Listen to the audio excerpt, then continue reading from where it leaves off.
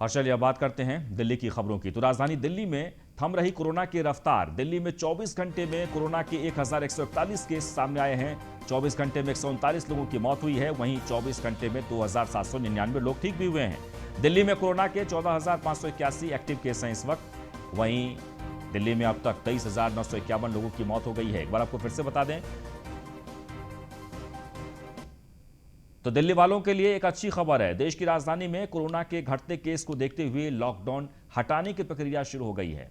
मुख्यमंत्री अरविंद केजरीवाल ने शुक्रवार को दिल्ली में अनलॉक की प्रक्रिया शुरू करने का ऐलान किया है। उन्होंने कहा कि बड़ी मेहनत से कोरोना को काबू में किया गया है, लेकिन अभी पूरी लड़ाई जीती नहीं है। मुख्यमंत्री अरविंद केजरीवाल ने कहा कि हम दिल्ली में लॉकडाउन को धीरे धीरे खोलेंगे। सबसे पहले उन लोगों का ध्यान रखना है जो समाज का सबसे गरीब तबका है, मजदूर हैं, प्रवासी हैं। आज फैसला लिया गया है कि सोमवार से कंस्ट्रक्शन और फैक्ट्रियों की गतिविधियों को खोला जाएगा। अगले एक हफ्ते के लिए यह दोनों सेक्टर खुले रहेंगे। सीएम अरविंद केजरीवाल ने कहा कि अब हम हफ्ता दर हफ्ता जनता के सुझाव और एक्सपर्ट से राय लेकर लॉकडाउन को खोलने की प्रक्रिया जारी रखेंगे। बशर्ते अगर बीच में लगा कि कोरोना बढ़ने लगा तो हमें अनलॉक की प्रक्रिया को भी रोकना पड़ेगा। आप सभी लोगों से अपील है कि कोरोना से संबंधित जो भी एहतियात है, दिल्ली वासियों से अपील करते हुए सीएम अरविंद केजरीवाल ने कहा कि सभी लोगों की मदद की जरूरत है।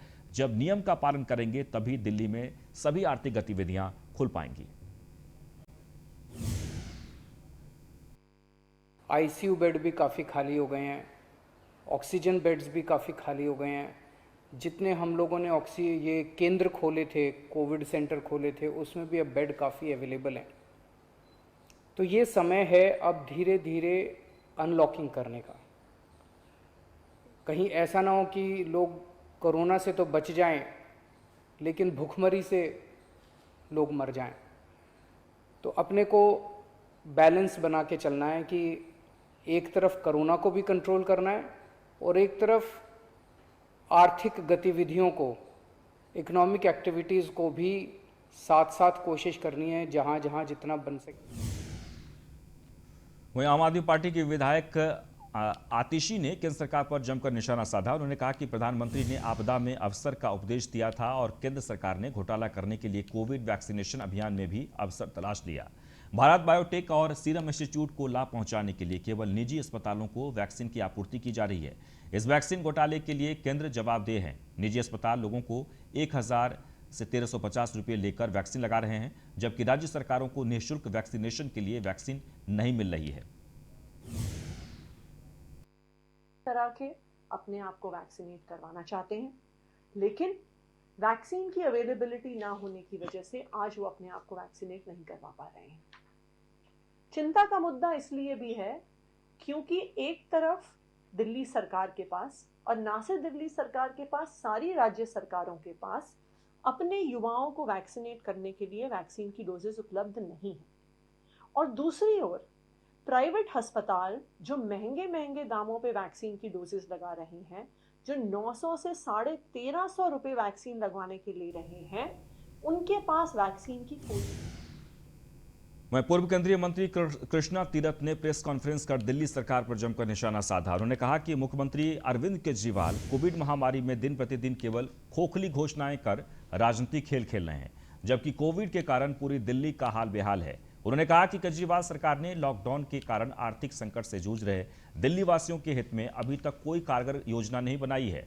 दिल्ली सरकार कोविड-19 से प्रभावित दिल्ली में प्रत्येक परिवार को 10,000 रुपये आर्थिक सहायता दें, क्योंकि महामारी से व्यवसाय और रोजगार पर भारी संकट गहराया है।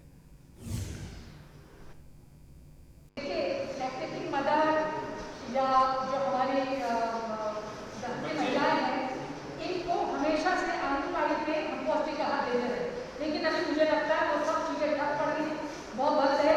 ना तो आंगनबाड़ी वर्कर पे काम चल रहा है, ना ही मदर और दूसरी सुविधाएं महिलाओं को दी जा रही है। इसमें स्थिति इतनी खराब है, मैं वही बात कर रही हूँ कि उनके घर में जो अभी भी बेरोजगार हो गया, जो मजदूर था, उस हिसाब से उनको। वहीं राजधानी दिल्ली में बीजेपी प्रदेश अध्यक्ष आदेश गुप्ता ने दिल्ली सरकार पर गंभीर आरोप लगाए हैं। आदेश गुप्ता ने कहा कि कोरोना काल में लोगों को छोटी मोटी बीमारी के लिए दर दर भटकना पड़ रहा है।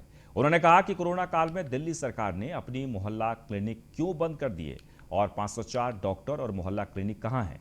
उन्होंने केजरीवाल सरकार पर मोहल्ला क्लिनिक बनाने के नाम पर पैसे के दुरुपयोग का आरोप लगाया।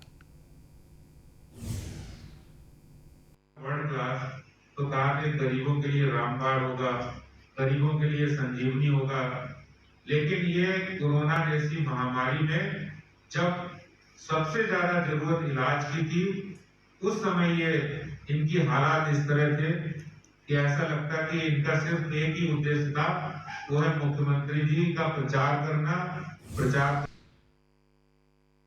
जितनी बातें प्रतिपक्ष नेता प्रतिपक्ष जी की बातों के अलावा मैं आज ये अरविंद केजरीवाल जी के ध्यान में तो ला ही सकता हूं कि अगर आपने टेस्टिंग और वैक्सीनेशन जैसी जरूरतों को मोहल्ला क्लिनिक के थ्रू किया होता तो आज दिल्ली को कितना लोगों का जान बचाने में सहायता हो सकता था। और तब हमें हाई कोर्ट का वो स्टेटमेंट याद आ रहा है।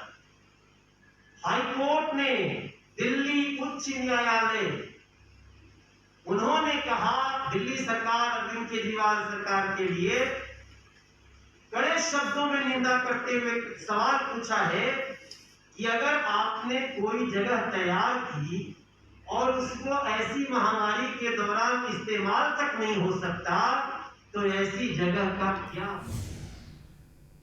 वहीं पूर्वी दिल्ली नगर निगम के वेस्ट विनोद नगर से आम आदमी पार्टी के निगम पार्षद गीता रावत लोगों को वैक्सीनेशन के लिए जागरूक करने में जुटी हैं। गीता रावत ने मंडावली इलाके में मस्जिद के बाहर नमाजियों से टीकाकरण करवाने की अपील की। गीता रावत ने लोगों से कहा कि कोरोना से बचाव के लिए वैक्सीन लगवाना जरूरी है।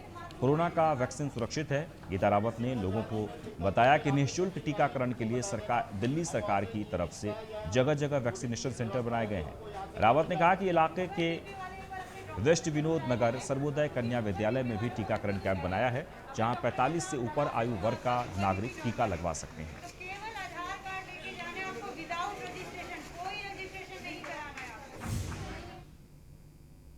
वह राजधानी दिल्ली के शास्त्री पार्क इलाके में दिल्ली सरकार के आदेश के बाद सीनियर सेकेंडरी स्कूल में दिव्यांग, बेघरों और बिना किसी पहचान वालों के लिए वैक्सीनेशन सेंटर की शुरुआत की गई है। उत्तर पूर्वी जिले के डिस्ट्रिक्ट मजिस्ट्रेट गीतिका शर्मा ने वैक्सीनेशन सेंटर पहुंचकर वहां की व्यवस्था का जायजा लिया। इस मौके पर डीएम गीतिका शर्मा ने कहा कि इस सेंटर में जो विकलांग हैं उनका टीकाकरण किया जा रहा है। वहीं पूर्व पार्षद आत्मा रहमान ने कहा कि जिनके पास आईडी नहीं है वह विधायक कार्यालय में आकर संपर्क करें, उनका रजिस्ट्रेशन करवाकर उनको वैक्सीन लगवा दी जाएगी। दिल्ली सरकार ने हिदायत दी है सभी जिला अधिकारियों को कि हर जिले में एक ऐसा सेंटर होना चाहिए जो दिव्यांगजन के लिए बिल्कुल अलग हो, जिससे उनको किसी तरह की परेशानी ना हो। और ऐसे ही ये भी हिदायत आई है कि जो लोग हैं जिनके पास किसी भी तरह की आईडी प्रूफ नहीं है, जैसे कि किसी भी कोई भी धर्म गुरु हों या फिर जो लोग शेल्टर होम्स में रहते हैं, रैन बसेरा में रहते हैं, क्योंकि सभी का वैक्सीनेशन होना ज़रूरी है, इसलिए ये कदम सभी जिला अधिकारियों ने उठाए। तो दिल्ली वासियों को इस बार मानसून के मौसम में जल भराव की समस्या से परेशान नहीं होना पड़ेगा। मानसून आने से पहले दिल्ली की तीनों नगर निगमों के महापौर ने नालों की सफाई का काम शुरू कर दिया है, जिसे लेकर तीनों नगर निगमों के मेयरों ने प्रेस वार्ता में बताया कि नगर निगम के अधीन आने वाले नालों की सफाई का काम काफी तेज गति से चल रहा है और मानसून आने से पहले सभी नालों की सफाई कर ली जाएगी।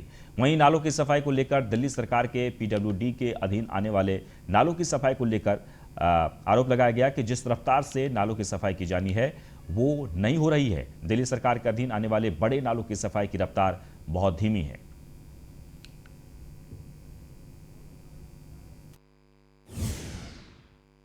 नगर निगम के अंतर्गत जो 515 छोटे नाले आते हैं, जो कॉलोनी गांव गलियों में मौजूद है, उनकी लंबाई लगभग 492 किलोमीटर है। उन सबकी सफाई का काम भी कर्मचारियों द्वारा शुरू हो गया है।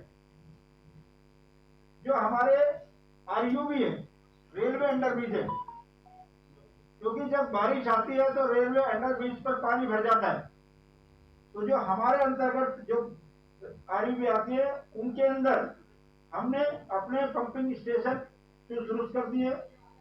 मोटर ठीक प्रकार से काम करे उसको चेक कर लिया गया है। और वहां पर सब जगह हमने अपने अधिकार। वहीं राजधानी दिल्ली के वसंत कुंज में प्रधानमंत्री राहत कोष के तहत गरीबों को बांटने के लिए दिया गया अनाज करीब 1 साल से एमसीडी स्कूल के बड़े से हॉल में सड़ रहा है। इसका खुलासा स्थानीय निगम पार्षद मनोज महलवात ने किया है। इस मामले पर आदेश गुप्ता ने जांच की मांग की है। दरअसल स्थानीय बीजेपी के पार्षद मनोज महलवात को अनाज रख जाने की सूचना मिली थी, जिसके बाद वे मौके पर पहुंचे जहां अनाज में कीड़े लगे हुए थे। दिल्ली प्रदेश अध्यक्ष आदेश गुप्ता ने बताया कि मामले की जानकारी मिलने के बाद मौके पर पहुंचे जहां अनाज सड़ रहा था। उन्होंने कहा कि हमारी पार्टी लगातार दिल्ली के गरीब और जरूरतमंद लोगों को खाने की व्यवस्था कर रही है और दूसरी ओर दिल्ली सरकार अनाज को बर्बाद कर रही है।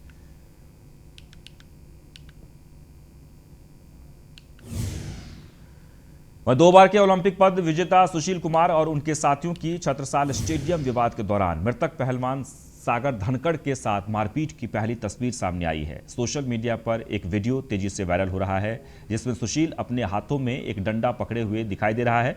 बता दें कि सुशील और उसके साथियों ने 23 वर्षीय सागर धनखड़ की पिटाई की, जिसकी अस्पताल में इलाज के दौरान मौत हो गई थी। वायरल हो रहे वीडियो में धनखड़ को जमीन पर लेटा हुआ देखा जा सकता है क्योंकि सुशील और उसके सहयोगियों ने उसे लाठी डंडों से पीट रहे। इस पूरे मामले को लेकर हमारे न्यूज़ 1 इंडिया के संवाददाता दीपक शर्मा ने छत्रसाल स्टेडियम का जायजा लिया।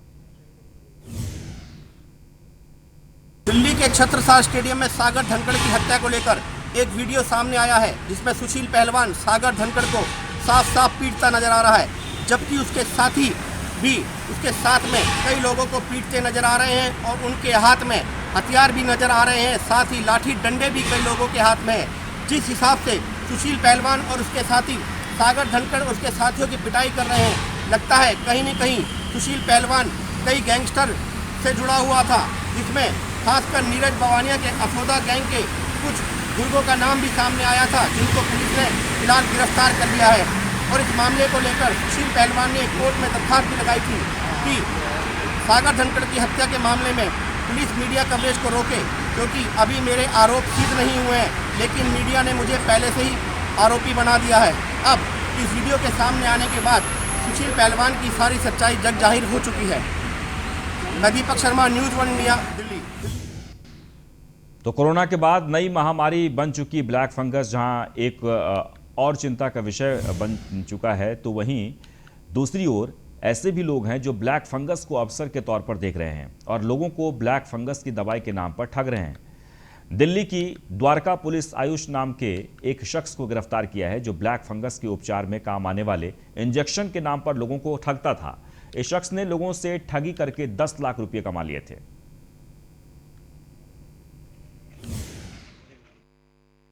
इसे 2 ATM card, 2 high and Android mobile phone, 17,000 cash और 96,000 रुपए इसके अकाउंट में फ्रीज करवाए हैं। और ये जो इनोसेंट विक्टिम्स थे उनको ब्लैक फंगस का इंजेक्शन है डिपोजोमल एम्फोटेरेसिन बी, ये देने के बहाने उनको चीट करता था और अपने अकाउंट में मनी ट्रांसफ़र करवा लेता था। टोटल 4 केसेज इससे वर्कआउट हुए हैं। नजफगढ़ थाना इलाके, मयूर विहार, द्वारका साउथ थाने का, एक नोएडा, और इसके तकरीबन 20-25 और विक्टिम्स हैं जिनसे फर्दर कंप्लेंट्स ऑब्टेन की जा रही है और फर्दर इसमें इन्वेस्टिगेशन और इसके विक्टिम से लिंक करने के लिए। और इसके साथ इस बुलेटिन में बस इतना ही, लेकिन आप बने रहें न्यूज़ 1 इंडिया के साथ। नमस्कार।